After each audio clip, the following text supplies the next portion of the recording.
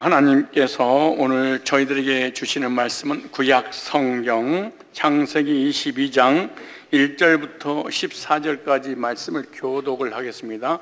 제가 한 절 읽고 여러분들이 한 절 읽으시면 되겠습니다. 그 일 후에 하나님이 아브라함을 시험하시려고 그를 부르시되 아브라함아 하시니 그가 가로되 내가 여기 있나이다. 여호와께서 가라사대 내 아들 내 사랑하는 독자 이삭을 데리고 모리아 땅으로 가서 내가 네게 지시하는 한 산 거기서 그를 번제로 드리라. 아브라함이 아침에 일찍 일어나 나귀 안장을 지우고 두 사환과 그 아들 이삭을 데리고 번제에 쓸 나무를 쪼개어 가지고 떠나 하나님은 자기에게 지시하신 곳으로 가더니 제3일에 아브라함이 눈을 들어 그곳을 멀리 바라본지라. 이 아브라함이 사환에게 이르되 너희는 나귀와 함께 여기서 기다리라. 내가 이와 함께 저기 가서 경배하고 너에게로 돌아오리라 하고 아브라함이 이에 번제의 나무를 취하여 그 아들 이삭에게 지우고 자기는 불과 칼을 손에 들고 두 사람이 동행하더니 이삭이 그 아비 아브라함에게 말하여 가로되 내 아버지여 하니 그가 가로되 내 아들아 내가 여기 있노라. 이삭이 가로되 불과 나무는 있거니와 번제할 어린 양은 어디 있나이까. 아브라함이 가로되 아들아 번제할 어린 양은 하나님이 자기를 위하여 친히 준비하시느라고. 두 사람이 함께 나아갔어. 하나님이 그에게 지시하신 곳에 이른지라. 이 아브라함이 그곳에 단을 쌓고 나무를 벌려놓고 그 아들 이삭을 결박하여 단 나무 위에 놓고 손을 내밀어 칼을 잡고 그 아들을 잡으려 하더니 여호와의 사자가 하늘로부터 그를 불러 가라사대 아브라함아 아브라함아 하시는지라. 아브라함이 가로되 내가 여기 있나이다 하매 사자가 가라사대 그 아이에게 내 손을 대지 말라.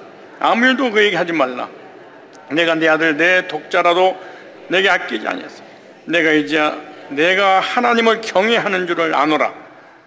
두 절 읽겠습니다. 아브라함이 눈을 들어 살펴본즉 한 수양이 뒤에 있는데 뿔이 수풀에 걸렸는지라. 아브라함이 가서 그 수양을 가져다가 아들을 대신하여 번제로 드렸더라. 아브라함이 그 땅 이름을 여호와 이레라 하였으므로 오늘까지 사람들이 이르기를 여호와의 산에서 준비해 드리라 하더라. 아멘. 오늘 본문 말씀을 중심해서 이삭의 효라는 제목으로 말씀을 증거할 때 효자가 되어서 이삭이 받은 복을 받아 누리시기를 축복합니다.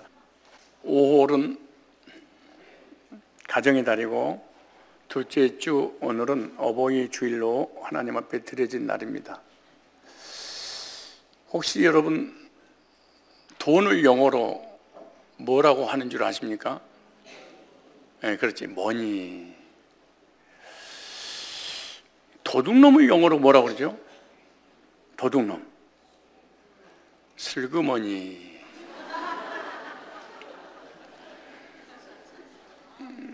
계란을 돈을 주고 살 때 영어로 뭐라고 하죠? 그렇지, 예그머니. 동네 아저씨가 좋아하는 돈은 뭐죠? 그렇지, 아주머니.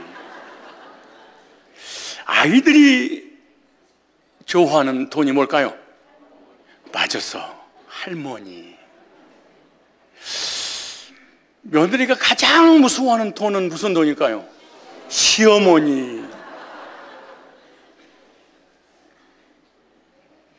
생각만 해도 가슴이 울컥거리고 찡하게 하는 그런 돈은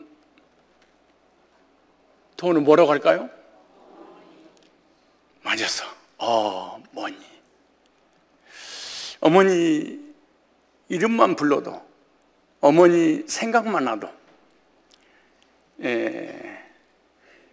가슴이 찡하고 눈물을 흘리게 만드는 단어, 어머니입니다. 어렸을 때 아프거나 힘들면은 엄마 품 안에서 재롱을 떨며 아플 때 울고 엄마와 함께 즐겁게 자라왔던 그 시절, 어머니가 그렇게 만들어줬습니다. 언제나 나에게 찾아서 위로하시고 격려하시고 힘주시고 용기 주시는 그 이름 어머니. 나이가 들어서도 어머니가 생각이 나고 어머니 이름 부르면은 눈물이 나고 용기가 나게 하는 그 이름 어머니. 군대 가서 훈련 받다가 힘들면은 조교가 그렇게 부릅니다. 어머니 3번을 외치고 훈련을 받게 하면 눈물도 나지만 용기 나게 하는 어머니. 어머니. 나이가 들어서 노인이 되고 난 다음에도 나보다 더 어린 나이 때 어릴 때 돌아가셨음에도 불구하고 어머니가 생각이 나고 눈물이 나게 만드는 어머니. 여러분 어머니 한번 불러보실래요? 시작. 어머니. 어머니에 대한 감정 어떻게 생각하세요? 엄마 이렇게 부를 때 여러분 어머니에 대한 개념, 그 개념을 통한 감정은 어떠신가요? 어머니. 우리 어머니의 노래 한번 부르고 시작합시다. 어머니의 노래 한번 불러볼까요? 어머니의 마음 한번 불러보세요. 여기까지만 하겠습니다. 나실제 괴로움 다 잊으시고 기르실제 밤낮으로 애쓰는 마음, 진자리 마른 자리 갈아 뉘시며 손발이 다닳도록 고생하시네. 2절에 보시면 어렸을 때 이렇게 성장을 하도록 부모님의 사랑을 받았는데 2절에 보면 어려선 안고 업고 올려주시고 자라선 문 기대어 기다리는 마음. 어렸을 때는 안고 업고 길렀는데 이 아이가 성장을 하니까 집구석에 안 들어와. 그래서 언제 올까 늘 뭉게 되면서 자녀가 돌아오게 기다리는 어머니 마음. 2절도 참 가슴이 찡하는 것 같습니다. 우리를 낳으시고 사랑과 정성으로 기르신 부모님을 생각하는 주일입니다. 어버이 주일을 맞이해서 부모님의 은혜를 기억하고 효도하는 자녀들이 되시기를 부탁을 드립니다. 오늘 본문에 나오는 이삭은 효자라고 소개를 하고 있습니다. 믿음의 조상 중에 아브라함, 이삭, 야곱으로 이어지면서 이삭이 이렇다 크게 한 일이 별로 없습니다. 그런데 성경에서는 믿음의 조상이라고 말합니다. 효자라고 호칭되었고 하나님께서 효자 이삭이라 이렇게 기록을 해놨는데 효자 이삭에게 하나님께서 믿음이 조상되게 했고 이 땅에 살면서의 효로 인한 엄청난 복을 주셨습니다. 어버이 주일을 맞이해서 우리도 이삭처럼 효도하는 자녀가 되어야 되겠다. 나는 효도하지 않으면서 자녀들에게 효도를 요구하면 안 됩니다. 내가 먼저 부모님께 효도하고 자녀들이 효도하기를 기다려야 되는 것입니다. 자기는 부모에게 속을 새기고 불효하면서 너희들은 불효하면 안 돼, 효도해야 돼, 이러시면 안 됩니다. 오늘 본문 이삭의 효를 어떻게 했는지, 그리고 효도하는 자에게 어떤 복을 주셨는지 묵상하고 우리도 효를 해서 복을 받아야 되는데 이삭은 어떤 아들이었는가? 오늘 첫 번째 보니까 이삭은 부모에게 순종하는 아들이었다라고 말합니다. 이삭의 순종을 보면 아버지가 이삭에게 사흘길 되는 모리아 산 정상에 가서 제사를 드리자라고 할 때 한마디도 대꾸하지 않고 순종했습니다. 무슨 말이냐?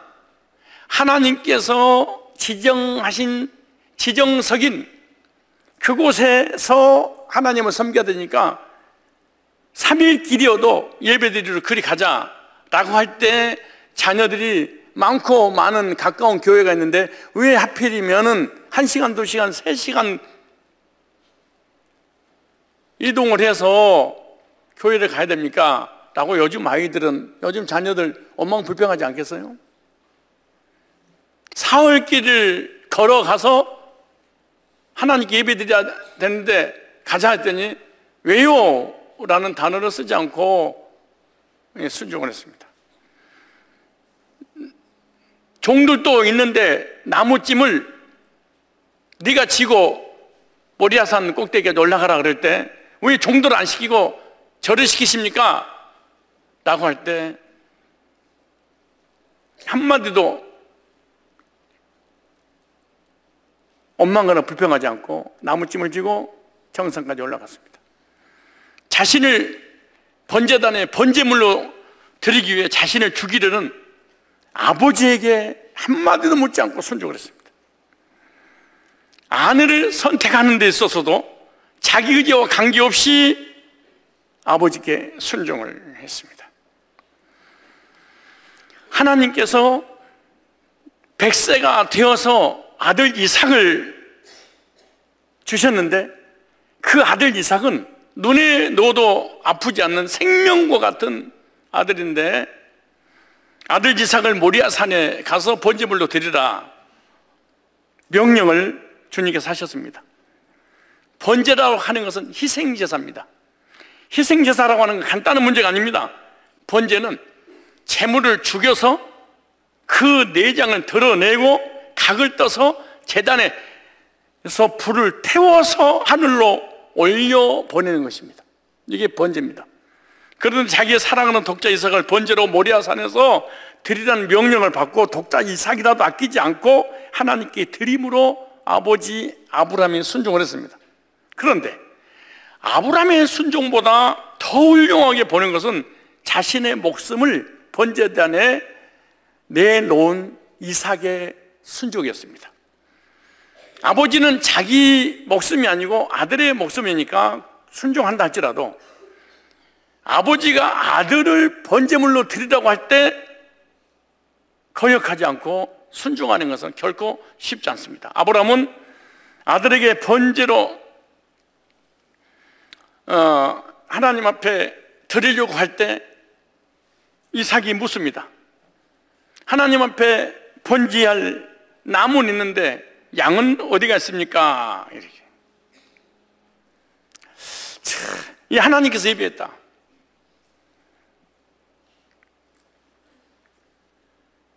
번제물을 태우기 위해서 나무를 지고 가야 되는데 성경이 이렇게 말합니다. 종들은 평지에서 쉬어라. 그리고 너희들이 지금까지 지었던 그 짐을 내 아들에게 지게 해라. 아버지, 종들은 쉬게 하고 저를 일을 시키십니까?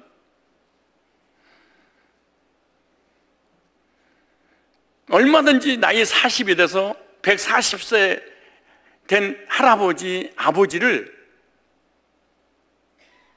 밀쳐내고 온방불평할 수가 있죠. 여러분 생각해 보세요. 사흘길을 걸어왔습니다. 우리가 한 1시간만 걸어도 사람이 기진맥진합니다. 내가 교회 어떤 청년을 데리고 뒷산에 한 30분 동안 걸었더니 그 청년이 하는 말이 안 돌 거예요. 나 열사병 걸려서 죽을 것 같아요. 혼자 도세요. 나 뒤로더라고. 30분 돌았는데 돌아버리겠답니다.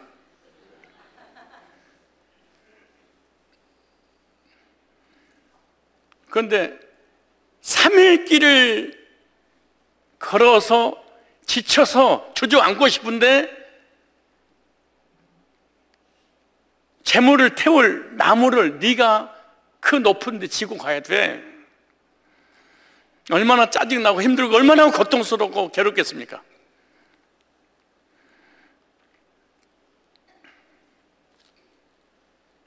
한마디도 대꾸하지 않고, 왜냐고 질문도 않고 사흘길을 가서 예배드리자. 네. 나무를 네가 직접 짊어져라. 네. 너를 번제물로 하나님 앞에 각을 떠서 드려야 되겠다. 네. 중년원입니다. 순종이란 혹시 내 뜻에 안 맞아도 하는 것을 순종이라 이렇게 말합니다. 부모가 하는 일이 내 생각과 내 뜻에 합리적이지 않을 때가 있어. 그래도 순종하는 것입니다. 내 뜻에 맞지 않는다고 순종하지 않으면 그것을 성경에서는 불효 이렇게 말합니다. 불순종이라고 하는 것은 자기 생각대로 하는 것을 불순종 이렇게 말합니다. 부모가 생각하는 뜻이 있고 생각이 있으므로 우리가 순종하고 따라가야 됩니다. 부모가 때때로 이해하지 못하게 하는 것이 있을 때도 순종을 해야 됩니다. 온몸을 묶어서 자기를 죽이려고 칼을 들어대는 아버지가 여러분 아버지로 보였겠습니까? 술 먹고 멍디로 때리고 칼을 집어 던지는 그 부모가 부모로 보이겠습니까? 우리의 삶을 얘기하는 거예요. 그럼에도 불구하고 이삭은 왜냐고 말 한마디도 않고 순종을 했습니다. 부모에게 순종하는 것을 성경에는 효자 이렇게 말합니다. 부모의 뜻을 따라 순종하여 부모님을 기쁘시게 해드리는 자녀가 되어야 될 줄로 믿습니다. 그런데 중요한 것은 어떻게 순종해야 되느냐? 에베소서 6장 1절에 이렇게 말합니다. 자녀들아 너희 부모를 뭐해라? 주 안에서 순종하라. 이것이 옳으니라. 여기서 중요한 말이 주 안에서 순종하라. 먼저 영적인 하나님의 말씀에 순종하고 말씀의 뜻에 어긋나지 않는 한 부모에게 순종해라. 예를 들어 예배드리고 예수님 믿고 신앙생활 하는데 부모님이라는 이유 하나 때문에 신천지 와서 배워야 돼. 안상홍에서 배워야 돼. 정명화사한테 배워야 돼. 불교로 가야 돼. 캐톨교 가야 돼. 무당한테 가야 돼. 그리고 하나님 믿지 마. 예수 믿으면 관계를 끊어버릴 거야. 이렇게 할 때 그때는 순종해서 안 됩니다. 주 안에서 순종하라 이렇게 말합니다. 신앙을 포기하게 하는 그런 순종은 절대로 들어서는 내 영혼과 우리 가족 전체가 지옥을 가기 때문에 성경에는 정확히 말합니다. 주 안에서 순종해라. 말씀에 어긋나지 않는 한 순종을 해라. 여러분 부모에게 순종하는 자녀입니까? 불효하는 자녀입니까? 부모님이 이해하기 힘든 일이 보여도 순종하는 것이 이삭의 순종입니다. 부모님에게 불순종하는 것은 하나님 뜻을 거역하는 죄입니다. 부모에게 순종하는 자녀인가? 부모에게 이유도 묻지도 따지지도 않고 무조건 부모의 말씀이라면 순종했던 이삭이었습니다. 어버이 주일을 맞이해서 저와 여러분들도 내 뜻과 내 생각에 엇나갔다 할지라도 부모님의 말씀이라면 순종하는 저와 여러분들이 되시기를 바랍니다. 두 번째, 이삭의 효. 오늘 우리들의 효는 뭐냐? 부모에게 상처받지 않고 존경과 감사하는 아들이었습니다. 이삭의 순종은 아버지를 통해 죽음의 고비를 겪었지만 아버지에게 상처를 받지 않았습니다. 자신을 번제단에 제물로 드리기 위해 자신을 죽이려는 아버지에게 순종함으로 상처를 받지 않았습니다. 이삭이 결혼할 시기가 찼을 때 아내를 선택하는 일에도 아버지에게 순종을 했습니다. 아버지가 아들을 중매한 때가 아마 140살 정도 됐을 것입니다. 100세 때 났으니까. 그래서 자기 종을 불러서 이삭의 부인을 골라오러 갑니다. 이삭은 자기가 자기 눈에 들은 사람을 고른 게 아니에요. 아버지가 원하는 부인과 결혼한 거예요. 얼굴도 본 적이 없어요. 만나본 적이 없어요. 요즘 누가 부모가 결혼하라고 하는 사람하고 하겠습니까? 아이들은 부모가 골라주는 사람하고 하려고 하지 않습니다. 자기가 좋아하는 사람하고 하는 게 나쁜 것은 아니에요. 그건 정상에 있죠. 그러나 이삭은 그렇게 하지 않았다 그 말이죠. 자녀보다 부모가 더 자녀를 잘 알아요. 자녀가 좋아하는 그 사람보다 부모는 그 자녀를 더 잘 봐요.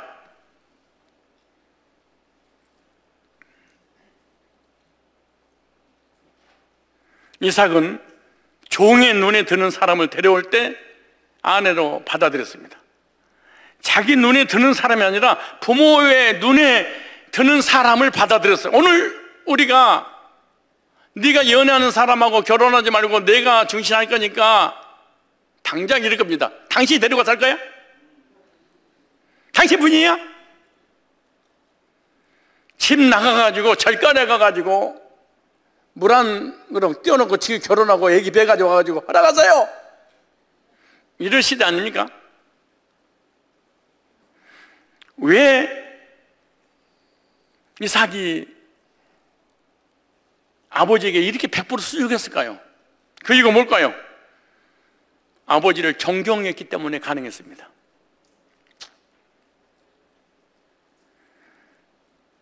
그러니까 아버지가 골라주는 사람은 최고의 섹시감이라고 생각해요. 존경하는 사람이 어려운 일 알아서 나보다 더 행복하게 이끌 수 있는 사람 보내주시가 생각했겠죠. 이삭은 아버지에게 존경과 감사함으로 끝까지 순종했습니다. 누가 부모님을 존경하고 끝까지 감사할 수 있을까요? 부모에게 상처를 받지 않는 사람. 이삭은 태어나서 40살 될 때까지 아버지가 하나님께 충성하는 삶을 보고 자라왔습니다. 이야, 이게 믿음이구나. 이게 신앙이구나. 그래서 존경한 거예요.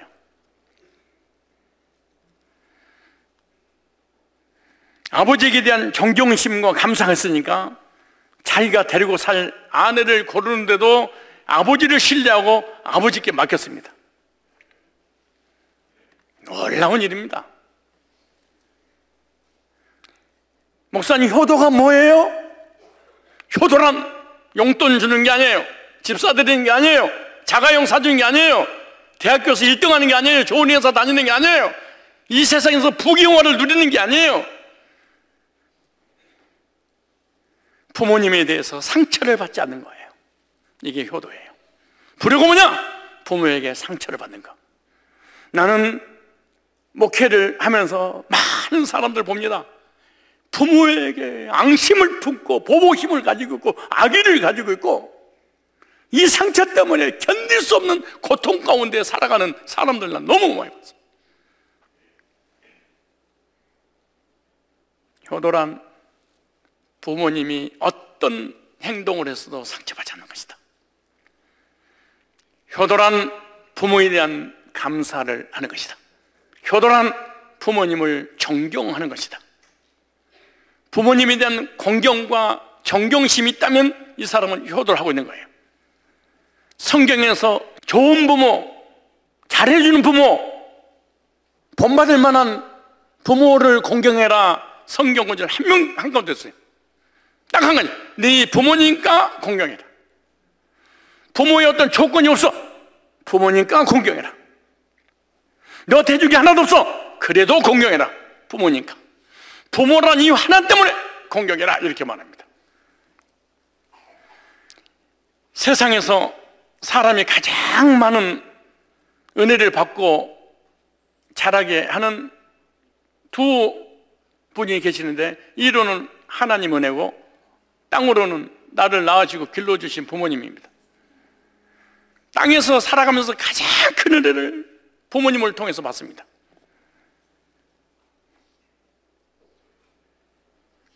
부모에게 상처받지 마시고 상처를 잊어버리시고 그리고 감사하고 존경하십시오. 이것이 옵니다. 불효는 뭐냐? 부모에게 상처를 받는 것. 불효가 뭐냐? 존경심이 없는 것. 불효가 뭐냐? 감사가 없는 것. 불효가 뭐냐? 원망불평하는 것. 말은 아는데 엄마 아빠한테 상처가 있어. 그건 불효입니다. 여러분 신앙생활 하면 안 됩니다. 이삭은 3일길을 가서 예배 드리자 상처가 돼. 쉬어야 되는데 주일날 너무 피곤해 지쳐 쓰러질 직전인 나무 네가 짊어져 상처를 받지 않습니다. 너를 번제단에 태워서 각을 떠서 내장을 끄집어내서 하나님 올려드려야 돼. 얼마든지 상처. 이게 사람이야? 이게 아버지야? 이게 인간이야? 라고 얼마든지 할 수 있어. 상처를 받지 않습니다.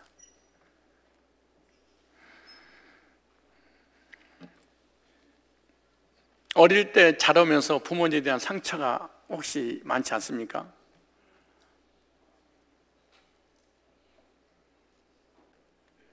부모가 나를 낳아주시고 길러주신 좋은 것만 생각하고 감사하십시오.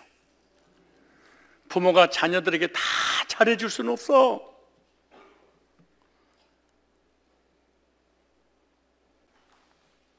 우리가 그리스도 안에서 구원받고 하나님 사랑을 체험해서 은혜를 받았다면 부모의 은혜를 알아야 됩니다. 부모님의 은혜를 알았다면 감사로 표현하십시오. 어떻게 표현해요? 어머니 낳아주시고 길러주셔서 감사합니다. 어머니 존경합니다. 이 두 가지만 따가세요. 감사합니다. 존경합니다. 존경하는 마음을 잃어버리는 것이 불효인데 잠언서 23장 32절에 이렇게 말합니다. 너를 낳은 아비에게 청종하고 부모의 말 잘 들어라. 내 늙은 어미를 경히 우습게 여기지 마라. 내게 19장 32절에 너는 샘머리 앞에서 흰머리 앞에서 일어서고 노인의 얼굴을 공경하며 내 하나님을 경외하라. 나는 여호와니라. 노인이나 어른 앞에서 예의를 지키라 이렇게 말합니다. 노인들의 말을 들을지언정 노인들에게 가르치려고 하지 마라 그 말입니다. 노인들 앞에서는 예의를 갖춰라. 순종이 뭐냐? 효가 뭐냐? 부모의 어르신들의 말씀을 듣는 것만이라도 효입니다. 이삭은 아버지를 존경함으로 끝까지 순종했습니다. 부모에게 감사와 존경의 마음을 가졌던 아들이 이삭이었습니다. 우리들은 부모님에게 대해서 상처를 받지 않고 감사하고 존경하는 마음이 있는가 해봐요. 부모님에 대해서 감사할 줄 모르고 존경하는 마음이 없다, 불효자입니다.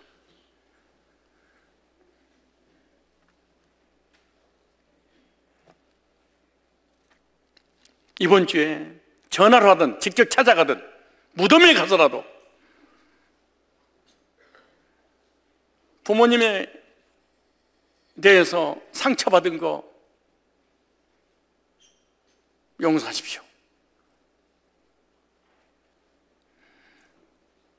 부모님이 저를 낳아주시고 길러주셔서 감사합니다. 이 고백을 꼭 하고 난 다음에 나한테 문자로 보내세요. 성경이 이렇게 말하잖아요. 보이는 네 부모님도 사랑하지 않으면서 보이지 않는 하나님을 사랑한다고? 거짓말이다.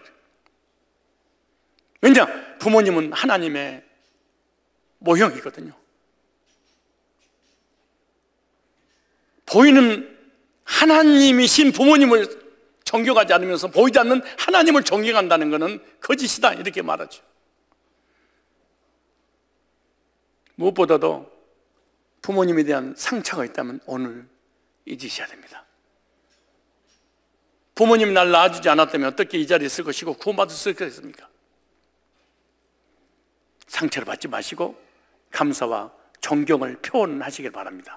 세 번째, 이삭은 효자의 복을 받은 아들이었습니다. 이삭은 두 가지 복을 받았는데 하나는 형통의 복이고 하나는 무병장수의 복을 받았습니다. 목사님, 나는 왜 아프고 병이 많아요? 불효해서 그래요. 부모님하고 관계 안 좋은 사람이 건강하고 잘 된다, 불가능한 일입니다. 불신자들도 세상 사람들도요, 일반은총이니까 부모를 공경하고 부모와 관계가 좋으면 땅에서도 잘 되더라고. 후손들이 잘 되더라고. 교인들도 부모에게 불효하고 공경하지 못하면 교회를 다녀도 하는 일마다 안 되고 그러더라고. 왜냐? 구원하고 관계없는 일반은총이기 때문에 신자나 불신자나 관계없이 부모에게 부모를 공경하면 복을 주고 불효하면은 벌을 주신다고 그러잖아요. 그런데 이삭은 어떤 복을 받았냐? 창세기 16장 12절 보니까 이삭이 그 땅에서 농사하여 그의 100배나 얻었고 여호와께서 복을 주심으로 13절에 그 사람이 창대하고 왕성하여 마침내 거부가 되어 양과 소가 떼를 이루고 노복이 힘이 많아 블레셋 사람이 그를 시기하여 거부가 된다. 지금 부자가 된다. 어떻게 부자가 됐냐? 딱 하나, 효도했는데 하나님의 복을 주셨어. 왜? 부모님에게 효당을 하나님 앞에 하는 걸로 치는 거지. 창세기 35장 28절 보니까 180살까지 살았어. 이삭의 나이 180세라 아버지가 175세에 떠났어. 아들이 5살 더 살았어. 그러니까 믿음의 조상 중에 가장 오래 산 사람이 이삭이에요. 부모를 공경하는 자에게 형통의 복과 장수의 복을 하나님이 계명으로 약속하셨어. 그리고 성경에 효도하라고 명령을 내려서 보세요. 예배소서 6장 1절 3절에 자녀들아 너희 부모를 중원해서 순종하라 이것이 옳으니라. 네 아버지 어머니를 공경하라 이것이 약속 있는 첫 계명이니 이는 네가 잘되고 땅에서 장수하라. 불교는, 유교는, 불신자들은 살아 계실 때는 효도 안 하죠. 돌아가시면 무덤 앞에서 통곡을 하죠. 그것도 엄마 아빠가 제일로 싫어하는 거 소주잔 놓고 담뱃불 거다 켜놓고 그리고 땅을 치며 통곡하죠. 불신자들은. 그리고 제사를 얼마나 많은 걸 차려놓습니까? 근데 성경은 죽어있을 때는 절대 하지 마라. 살아생전 잘 모셔라 그래. 불신자들은, 유교는, 불교는 살아있을 때는 다 그런 건 아니지만 개차번으로 부모님을 우습게 하찮게 여기고 돌아가시려 하면 상다리가 찢어져도 제사 봐서 차려놓고 말이야. 무덤에서 불러봐도 울어봐도 못 오신 어머니는 그걸 못 오지 어서 죽었는데. 잠언서 23장 25절 26절에 이렇게 말합니다. 네 부모를 즐겁게 하며 너 낳은 어미를 기쁘게 하라. 즐겁게 해드리라. 기쁘게 해드리라. 속삭이지 마라.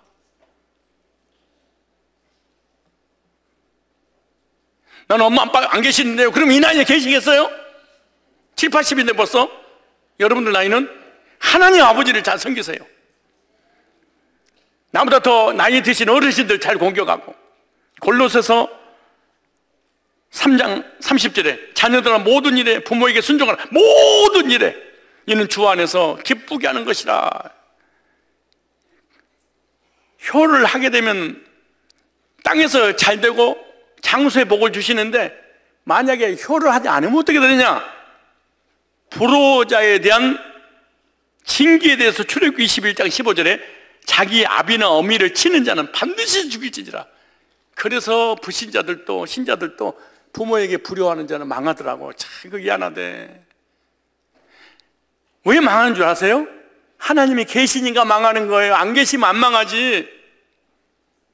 왜 악역은 반드시 결말이 안 좋아요? 왜 그런 줄 알아요? 하나님이 계셔서 그런 거예요. 안 계시면 악역이 똑똑하니까 더 잘 돼야지. 출애굽기 21장 17절에 아비나 어미를 저주한 자는 반드시 죽일지니라. 신명기 27장 16절에 보니까 그 부분을 경홀히 여기는 자는 저주도 받을 것이라 할 것이요 모든 백성은 아멘을 알지라 그러죠. 잠언서 30장 17절에 보니까 아비를 조롱하며 어미 순종하기를 싫어하는 자의 눈은 골짜기에 까마귀에게 쪼이고 독수리 새끼에게 먹히리라. 미래가 비전이 없을 것이다. 반드시 육신적으로 망하고 삶이 망할 것이니라. 두려운 말입니다. 이게 형통의 삶과 장수의 복을 받아 누리기를 원한다면 부모에게 상처를 받으면 안 됩니다.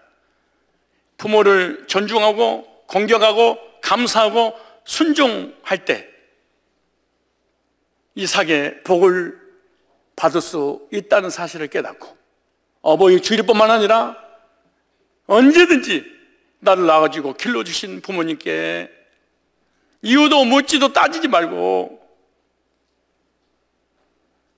순종함으로 존경의 표로 늘 감사하는 그런 삶을 사시기를 주님의 이름으로 축복합니다.